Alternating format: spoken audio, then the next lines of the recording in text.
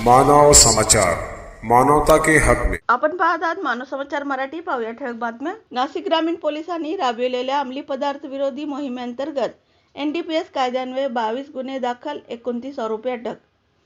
अपर police महासंचालक कायदा व सुव्यवस्था, महाराष्ट्र राज्य व विशेष पोलीस महानिरीक्षक नाशिक परिक्षेत्र नाशिक यांच्या आदेशान्वये नाशिक ग्रामीण जिल्हा घटकात दिनांक 1/5/2025 ते 31/5/2025 या कालावधीत अंमली पदार्थ विरोधी विशेष मोहीम राबविण्यात आली.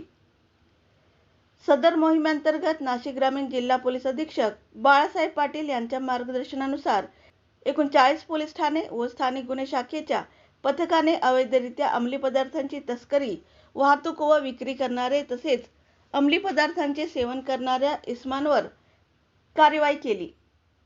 नाशिक ग्रामीण जिल्हा घटकात दिनांक 1/5/2025 ते 31/5/2025 दरम्यान राबविण्यात आलेल्या अंमली पदार्थ विरोधी मोहिमेअंतर्गत NDPS कायद्यान्वये एकूण 22 गुन्हे दाखल करण्यात आले असून त्यात 29 आरोपींना अटक करण्यात आली आहे.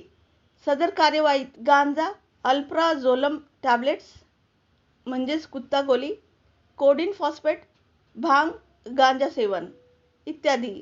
सदर कार्यवाहीत एकूण 8,49,000चे अंमली पदार्थ जप्त करण्यात आले आहे.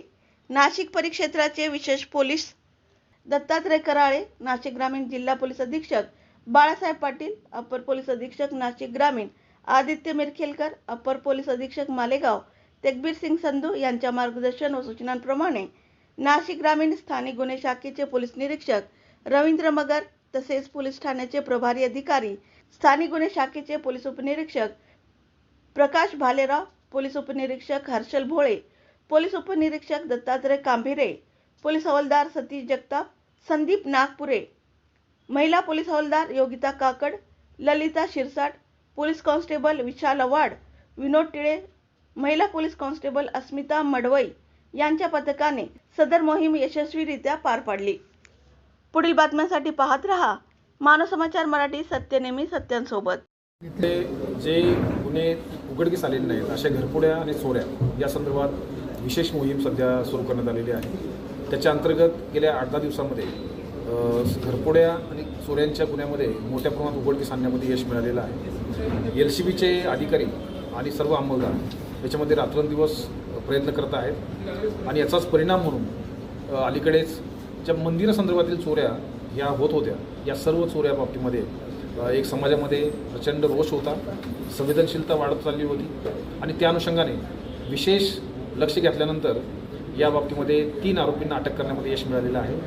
एक पुण्यामधून आरोपीला अटक केलेलं आहे, दुसरा कल्याण टिटवाळा या ठिकाणून अटक करण्यात आलेला आहे.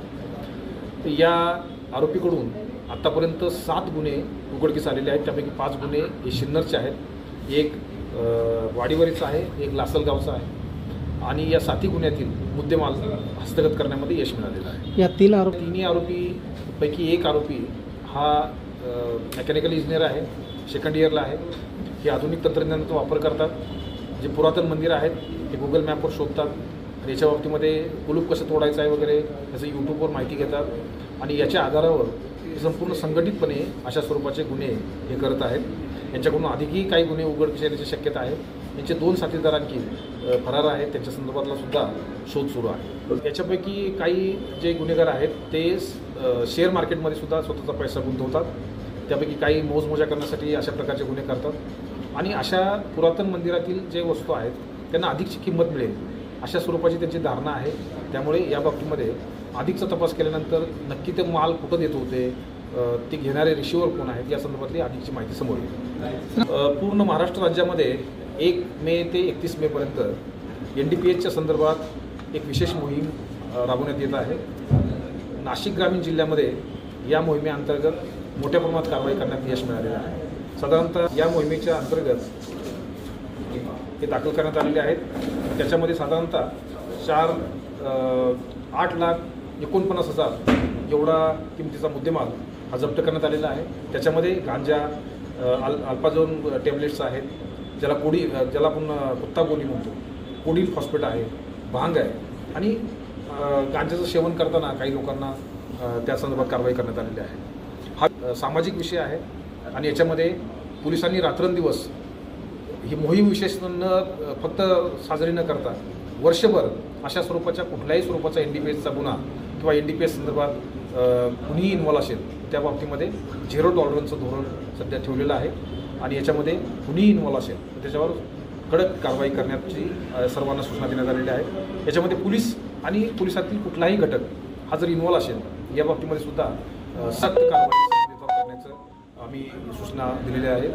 आणि निश्चितपणे या जिल्ह्यामधील NDPSचं ड्रग्ज हे कोणत्याही स्वरूपाचं मिळणार नाही या दृष्टिकोनातून सर्वांनी पुढे पोलीस विभाग स्वतः करत असेल, सामाजिक कार्यकर्ते असतील, या संदर्भातले सोर्स असतील, या संदर्भातले इन्फॉर्मर असतील, या सगळ्यांनी एकत्र येऊन या बाबतीमधला जो समाजाला कलंक लावणारी गोष्ट आहे, समाजाला उद्ध्वस्त करणारी गोष्ट आहे ते नष्ट करण्यासाठी एकत्रित येऊन काम करण्यासाठी आम्ही प्रतिज्ञाबद्ध आहोत. सर आपण प्रत्येक केस केल्यानंतर आम्ही पहिल्यांदा ही चौकशी करत असतो की हे चालू ठेवताना कुणाची इन्व्हॉल्वमेंट होती का, याच्यामध्ये कुणाचे पोलिसांचे प्रत्यक्ष अप्रत्यक्ष सहभाग होता का आणि त्याच्यामध्ये कुठलाही पुराव्याविषयी निष्पन्न झालं तर निश्चितपणे या बाबतीमध्ये कारवाई केली जाते.